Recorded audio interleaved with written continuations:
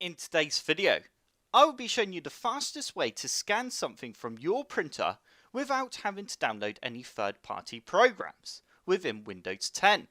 The first thing you need to do is plug in your printer and turn it on, and you now need to put the thing that you want to scan on the scanner.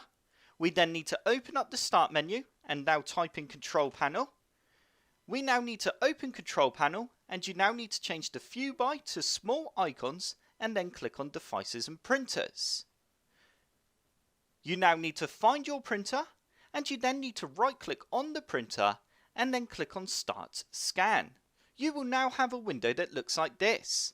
We can change a few of the scan options here if you want, and then once you're happy you can then go ahead and press Scan.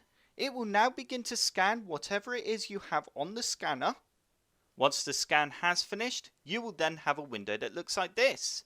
You now need to keep Review, Organize and Group Items to Import selected and then press Next. We now need to press Import, ensuring that you have the file or the image selected that we just scanned.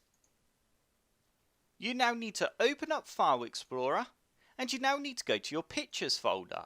You will now see a folder with today's date on.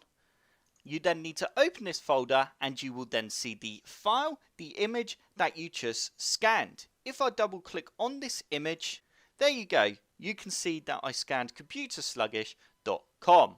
You can also rotate the image at the top here.